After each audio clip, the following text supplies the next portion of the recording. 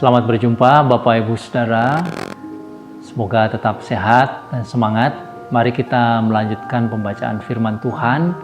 Pemahaman Alkitab kita masih seputar tema kebangkitan Tuhan Yesus. Saat ini kita akan membaca satu bagian dari Injil Lukas. Lukas pasal 24 ayat yang ke-13.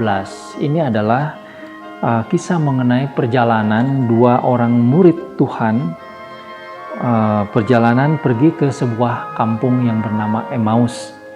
Nah, kejadian ini terjadi saudara kira-kira siang hari ya, ataupun beberapa waktulah setelah beredar berita bahwa beredar berita dari antara murid-murid bahwa Yesus mayatnya sudah tidak diketahui lagi. Ya. Nah, saudara, mari kita membaca pada bagian ini. Pada hari itu juga, itu pada hari Minggu itu, dua orang dari murid-murid Yesus pergi ke sebuah kampung bernama Emmaus yang terletak kira-kira 7 mil jauhnya dari Yerusalem. Dan mereka bercakap-cakap tentang segala sesuatu yang telah terjadi. Kepada mereka, ketika mereka sedang bercakap-cakap dan bertukar pikiran, datanglah Yesus sendiri mendekati mereka lalu berjalan bersama-sama dengan mereka. Tetapi ada sesuatu yang menghalangi mata mereka sehingga mereka tidak dapat mengenal Dia. Yesus berkata kepada mereka, "Apa yang kamu percakapkan sementara kamu berjalan?" Maka berhentilah mereka dengan muka muram. Seorang dari mereka namanya Kleopas menjawabnya, "Adakah engkau satu-satunya orang asing di Yerusalem yang tidak tahu apa yang terjadi di situ pada hari-hari belakangan ini?" Katanya kepada mereka, "Apakah itu?" Jawab mereka, "Apa yang terjadi dengan Yesus orang Nazaret? Dia adalah seorang nabi yang berkuasa dalam pekerjaan dan perkataan di hadapan Allah dan di seluruh bangsa kami. Tetapi imam-imam kepala dan pemimpin-pemimpin kami telah menyerahkan Dia untuk dihukum mati dan mereka telah menyalibkannya. Padahal kami dahulu mengharapkan bahwa Dialah yang datang untuk membebaskan bangsa Israel. Tetapi sementara itu telah lewat 3 hari sejak semuanya itu terjadi. Tetapi beberapa perempuan dari kalangan kami telah mengejutkan kami. Pagi-pagi buta mereka telah pergi ke kubur dan tidak menemukan mayatnya. Lalu mereka datang dengan berita bahwa telah kelihatan kepada mereka malaikat-malaikat yang mengatakan bahwa Ia hidup. Dan beberapa teman kami telah pergi ke kubur itu dan mendapati bahwa memang benar yang dikatakan perempuan-perempuan itu, tetapi Dia tidak mereka lihat." Ayat yang ke-25. Lalu Ia berkata kepada mereka, "Hei kamu, orang bodoh, betapa lambannya hatimu, sehingga kamu tidak percaya segala sesuatu yang telah dikatakan para nabi. Bukankah Mesias harus menderita semuanya itu untuk masuk ke dalam kemuliaannya?" Lalu Ia menjelaskan kepada mereka apa yang tertulis tentang Dia dalam seluruh kitab suci, mulai dari kitab-kitab Musa dan segala kitab nabi-nabi. Mereka mendekati kampung yang mereka tuju, lalu Ia berbuat seolah-olah hendak meneruskan perjalanannya. Tetapi mereka sangat mendesaknya, katanya, "Tinggallah bersama-sama dengan kami, sebab hari telah menjelang malam dan matahari hampir terbenam." Lalu masuklah Ia untuk tinggal bersama-sama dengan mereka. Waktu Ia duduk makan dengan mereka, Ia mengambil roti, mengucap berkat, lalu memecah-mecahkannya dan memberikannya kepada mereka. Ketika itu terbukalah mata mereka, dan mereka pun mengenal Dia, tetapi Ia lenyap dari tengah-tengah mereka. Kata mereka seorang kepada yang lain, "Bukankah hati kita berkobar-kobar ketika Ia berbicara dengan kita di tengah jalan, dan ketika Ia menerangkan kitab suci kepada kita?" Lalu bangunlah mereka dan terus kembali ke Yerusalem. Di situ mereka mendapati ke-11 murid itu. Mereka sedang berkumpul bersama-sama dengan teman-teman mereka. Kata mereka itu, "Sesungguhnya Tuhan telah bangkit dan telah menampakkan diri kepada Simon." Lalu kedua orang itu pun menceritakan apa yang terjadi di tengah jalan dan bagaimana mereka mengenal Dia pada waktu Ia memecah-mecahkan roti. Bagian ini sangat menarik, saudara-saudara, dan sangat penting. Banyak hal yang bisa kita pelajari. Tentu intinya pada bagian ini adalah bahwa Tuhan Yesus sengaja menampakkan diri untuk menunjukkan bahwa dia bangkit. Nah, tetapi dalam situasi apa? Berbeda dengan Maria Magdalena, saudara-saudara, yang sangat sedih dengan keadaan yang begitu ragu dan tawar hati, terkenang dengan masa yang lalu. Kedua murid ini juga sudah mengalami semacam putus asa dan frustasi yang sama. Mereka justru kembali ke kampung mereka di Emmaus. Mereka meninggalkan kumpulan murid-murid yang lain. Sesudah mereka mempunyai rencana barangkali akan memulai kehidupan yang baru. Jelas sekali dari perkataan mereka bahwa selama ini dia yang mereka harapkan menjadi Mesias itu ternyata mati disalibkan. Meskipun kemudian mereka mendengar dari para perempuan bahwa mayatnya sudah tidak ada. Bahkan malaikat memberitahukan bahwa dia hidup. Nah, tetapi saudara-saudara, kedua murid ini, yang salah satu namanya Kleopas itu, nampaknya mereka tidak percaya. Atau mereka bingung. Atau mereka lupa dengan firman Tuhan. Karena itu dalam perjalanan itu, di tengah keadaan yang demikian, Yesus menemui mereka supaya membawa mereka kembali dari Emmaus, kembali ke Yerusalem.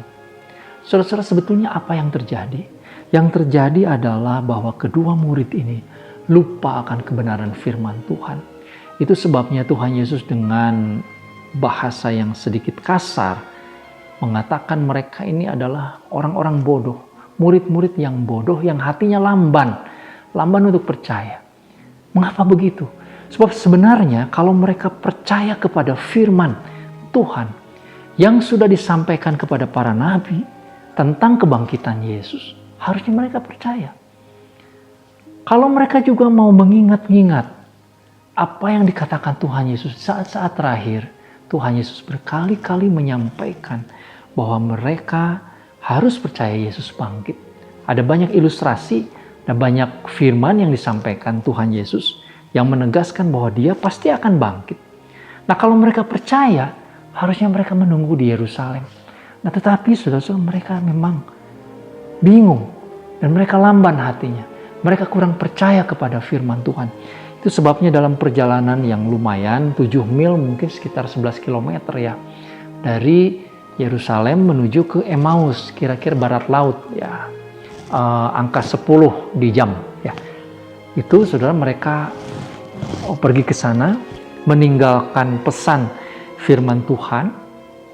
Mereka melupakan firman Tuhan yang harusnya mereka tinggal di Yerusalem itu. Saudara-saudara, Tuhan Yesus sengaja berbicara kepada mereka, mengingatkan kembali kebenaran firman Tuhan. Seluruh kitab, mulai dari kitab nabi-nabi katanya ya, Tuhan Yesus menyampaikan pada mereka. Lalu kemudian ada peristiwa yang menarik. Ketika menjelang larut malam dalam perjalanan mereka, akhirnya saudara-saudara, Tuhan Yesus diajak untuk masuk ke rumah. Di rumah mereka Tuhan Yesus menjadi tuan rumah. Tuhan Yesus seolah-olah menjadi pemimpin karena Tuhan Yesuslah yang menyediakan roti. Ini semacam perjamuan makan. Perjamuan makan yang pernah mereka juga barangkali dengar atau bahkan mereka juga pernah ikuti. Ya, ketika perjamuan malam terakhir itu, Tuhan Yesus memecah-mecahkan roti lalu mengajak mereka makan. Jadi saudara-saudara, ini ada dua buah hal yang meneguhkan mereka, yaitu firman Tuhan dan yang kedua adalah perjamuan malam. Nah, kedua hal ini saudara-saudara yang membuat mereka akhirnya menjadi tersadar. Pada waktu itu mereka menjadi tahu bahwa yang di hadapan mereka adalah Yesus. Yesus yang sudah bangkit. Yesus yang bangkit yang bukan hanya dikatakan oleh malaikat kepada perempuan, tetapi yang sekarang mereka lihat sendiri. Dalam perjalanan yang cukup lama itu, memakan waktu yang lama itu, saudara-saudara, hati mereka berkobar-kobar karena mereka berjumpa dengan Tuhan Yesus sendiri. Nah, saudara-saudara, hal ini menjadi pelajaran bagi kita yang sangat penting mengenai kedua hal tadi juga, yaitu firman Tuhan dan perjamuan kudus. Saudara, memang pada saat ini firman Tuhan itu adalah bagian yang penting dalam hidup kita.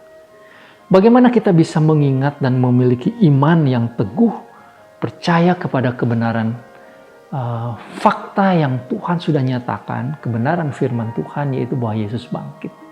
Kita perlu menggali firman Tuhan, membacanya, mempelajarinya, dan terus mengingatnya. Tetapi juga merayakannya di dalam perjamuan kudus, itu pun akan mengingatkan kita akan kasih Tuhan yang mati disalibkan, tetapi juga yang sudah bangkit. Nah, kedua hal ini, saudara-saudara, firman Tuhan dan juga perjamuan kudus memang menjadi bagian penting di dalam ritual ibadah kita. Ibadah raya kita setiap hari Minggu, saudara-saudara, tentu ada firman Tuhan yang dibagikan selain pujian, dan juga ada perjamuan kudus yang dibagikan. Jadi, sesuai ini kedua hal yang penting yang menjadi hal mengingatkan kita akan kebangkitan Tuhan. Tuhan ingin supaya setiap murid yang pernah mendengar berita kebangkitan mengingatnya, lalu mendasarkan iman bukan kepada kenangan-kenangan, bahkan tafsiran mengenai Mesias yang lama, sebagaimana yang dipercaya di dalam perjanjian lama. Mesias yang akan datang sebagai Mesias yang berkuasa secara politik, bukan. Tetapi Mesias yang bangkit mengalahkan kuasa dari maut. Itu yang penting dalam pertemuan ini. Sehingga pada malam itu juga nampaknya saudara murid-murid ini kembali pulang lagi ke Yerusalem, lalu mereka menceritakan apa yang mereka lihat, apa yang mereka alami. Bagaimana mereka mengenal Dia, mengenal Yesus dalam perjalanan itu akhirnya. Jadi saudara yang dikasihi Tuhan, penampakan Tuhan Yesus kepada kedua murid ini menjadi sangat penting dan syarat dengan makna. Saudara, jangan tinggalkan kebenaran firman Tuhan. Jangan lalaikan firman Tuhan di dalam kehidupan saudara, dan senantiasa kita mau bertumbuh di dalam firman. Karena itulah yang akan menguatkan kita, akan senantiasa menjadikan pedoman bagi kita, supaya kita teguh beriman kepada dasar iman kita, yaitu kebangkitan Tuhan Yesus. Tuhan Yesus memberkati saudara, sampai berjumpa kembali. Mari kita berdoa. Bapa di surga, sekali lagi kami belajar sebuah kebenaran yang sangat indah. Tuhan Yesus, Engkau yang menghibur kami bukan dengan penghiburan yang fana, yang palsu, tetapi penghiburan yang sejati. Dengan visi yang baru, kami tidak perlu mengenang Tuhan akan Mesias yang lama, Mesias perjanjian lama yang ditafsirkan salah, tetapi kepada Mesias yang sudah bangkit, yang menang dari kuasa maut. Dan itulah yang menjadi dasar iman kami. Terima kasih Bapa di surga, kami berdoa dalam nama Tuhan Yesus, Juru Selamat kami. Amin. Sampai berjumpa saudara, Tuhan memberkati.